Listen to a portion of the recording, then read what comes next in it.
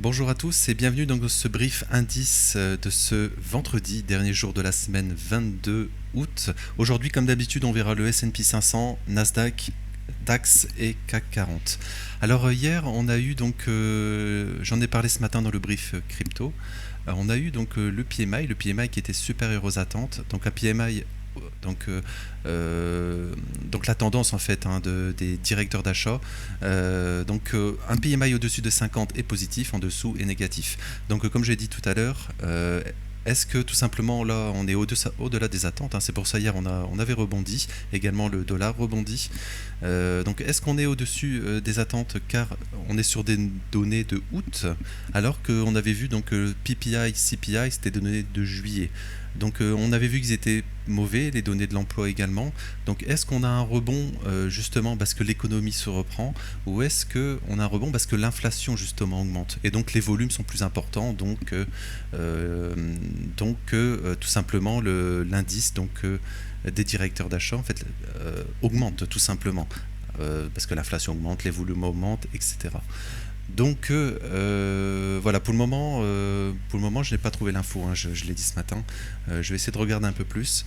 Mais donc, est-ce que c'est l'inflation qui fait augmenter le PMI, comme c'est une donnée de août?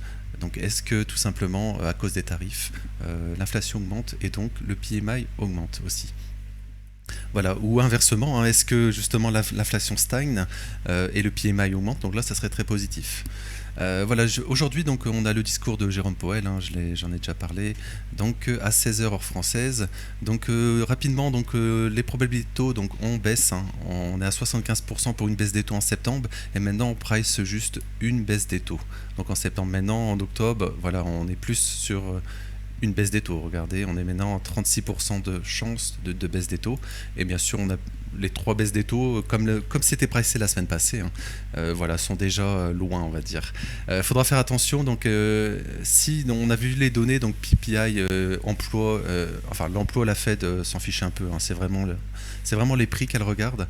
Donc le PPI était mauvais, CPI, le core CPI était en augmentation, c'était juste le CPI qui était stable en fait. Voilà, donc est-ce que la Fed va baisser les taux en septembre, ou est-ce qu'elle peut très bien le reporter, par exemple en octobre? Elle peut très bien faire cela. Donc voilà, il faudra faire attention, il faudra lire entre les lignes, hein, comme d'habitude. Peut-être il va rien dire, il va dire peut-être qu'il va attendre plus de data. Voilà, ça arrive très souvent, donc il faudra faire attention, mais voilà, ça peut être une journée un peu volatile. En plus, aujourd'hui, vendredi, dernier jour de la semaine. Donc justement, dernier jour de la semaine, cette semaine, on a bien baissé, hein, sur les indices. Regardez, on ouvre lundi. Voilà, on enchaîne en fait là 3 bougies, on va dire. Ça dépend sur quoi. Sur le Nasdaq, on a 4 bougies, enfin 5, même plus. 1, 2, 3, 4, 5, 6, 7. 7 bougies baissières d'affilée sur le Nasdaq, sur le futur Nasdaq. Voilà, donc est-ce qu'on va rebondir aujourd'hui? En fait, on verra donc comment on va interpréter le marché donc, du discours de Jérôme Powell. Mais on peut très bien rebondir parce qu'on est venu en fait chercher des niveaux importants. Par exemple, donc sur le S&P, on a vu cette zone. Voilà, en fait, on a été chercher cette dernière zone. On l'a pris, on a eu une belle réaction. Pour le moment, on consolide. Donc hier, on en avait parlé.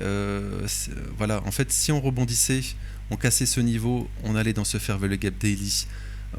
S'il n'y avait pas de réaction, on pouvait se faire rejeter, mais on n'a pas été, justement. On n'a pas encore été. En fait, on est resté dans la bougie 4 heures, et donc ici, hein, tout ce fair value gap ici. Voilà, en fait, on est revenu dedans, on consolide, on envoie un peu plus bas. On peut très bien refaire un plus bas, hein, sur les indices. Voilà, mais aujourd'hui, dernier jour de la semaine, également, on avait vu ici S&P. Voilà, on a ce niveau, je pense qu'à aller chercher, c'était donc l'ouverture donc sur l'indice, hein, S&P, donc qui ouvre l'après-midi. On a la même chose sur le Nasdaq, mais donc on avait ouvert donc le mercredi, on avait fait en fait un plus haut au prix d'ouverture. Voilà, généralement ce genre de choses, on revient dedans. Également, si vous regardez sur le Nasdaq, c'était la même chose. Donc pour le moment, on consolide dans cette bougie, tout simplement. Voilà, on pourrait très bien donc rebondir, hein, en fait. Hein, voilà, je trouve pas ça impossible. Après, voilà, on est venu chercher donc des points d'intérêt, hein, j'ai dit. On est revenu également dans ce fair value gap ici, donc sur le Nasdaq, hein, l'indice. Donc on est venu chercher ces plus bas, on est revenu ici. Pour le moment, on a une réaction intéressante. Voilà, donc on pourrait très bien donc rebondir. Je passe sur le Nasdaq. Voilà, dans toute cette zone, hein, on en avait parlé, donc Fair Value Gap Daily ici. Voilà, on en a également un ici, hein, le plus haut de hier aussi. Voilà, mais on a toute une zone ici où on pourrait rebondir, et si on se fait rejeter, voilà, ça serait continuation baissière, hein, tout simplement. Voilà, moi je pense qu'on pourrait rebondir. Alors peut-être qu'on peut très bien faire ça, puis rebondir. Mais je pense qu'on peut rebondir parce que on n'a pas, ça n'a pas la tête d'un top sur le Nasdaq. Regardez, on monte.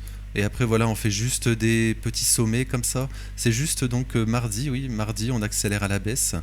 Mais bon, c'est pas vraiment la tête d'un top sur le Nasdaq. Pour bien, il aurait fallu donc voilà, retracer, refaire un plus haut et là retracer. Ça aurait été, on va dire, plus positif. Voilà, ça ressemble. Là, on laisse vraiment regarder tous ces low daily qu'on laisse, on laisse que ça. Et donc, ça me paraît donc bizarre, on va dire. Je pense qu'on peut faire un nouvel ATH. Et si on n'est pas très fort, on va dire, si le marché, on va dire, se fait rejeter en fait sur les plus hauts, là, il faudra faire attention vraiment parce qu'on pourrait faire un double top comme ça. Et là, on pourrait vraiment avoir un retracement important finalement sur les indices. Parce que vraiment, on a vraiment monté en ligne droite, on n'a eu aucun retracement. Je suis en weekly ici, hein. On pourrait vraiment retracer donc au moins ce niveau, hein, ici, en weekly. Donc là, sur le futur Nasdaq, donc les 22 560 environ, et voire même plus bas, hein, ici. Ça serait, en fait, ça remettrait pas du tout en cause la tendance haussière, hein. Ça serait juste un retracement. On ferait ça, par exemple, voilà, comme ça. Et après, voilà, on pourrait recontinuer à la hausse. Voilà, si pas de mauvaise news écho, hein, si on, comme je le dis, si on ne change pas de discours, si voilà, si on ne parle pas de ralentissement économique, de récession, de stagflation, par exemple. Voilà, donc on pourrait respirer un petit peu sans problème. Mais en cas de mauvais, de nouveaux paradigmes, on va dire, de nouveaux, on va dire, discours avec l'inflation. Là, il faudra faire attention parce qu'on pourrait retracer bien plus profondément sur les indices. Voilà, je vais enchaîner. On va passer sur le DAX. Donc le DAX futur, on est toujours dans ce fair value gap ici. Voilà, fair value gap daily ici. On est toujours dedans, donc tant qu'il est maintenu, on peut aller plus haut et aller chercher donc tous ces lots, hein, tout ici. Enfin ici on a déjà été, mais ici.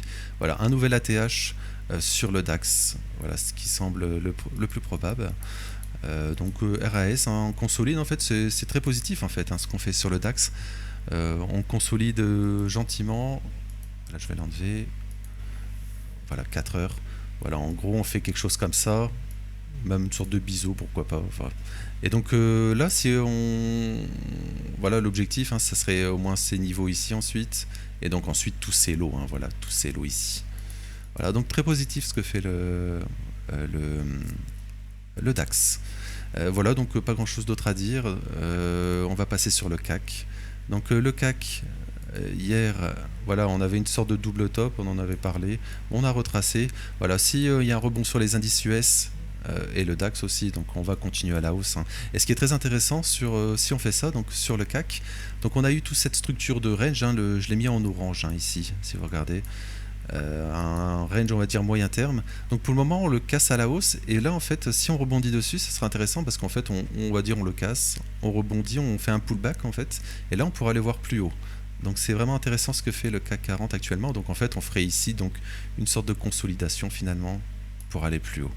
Voilà, si on ne se fait pas rejeter ici. Mais pour le moment, si les indices US rebondissent, voilà, il faudra faire attention bien sûr au discours de Powell, hein. Il y aura de la volatilité, surtout en plus à vendredi où généralement on piège en fait, hein, par exemple cette semaine a été vendeuse, on pourrait très bien piéger les acheteurs en fin de semaine. Ça arrive très souvent.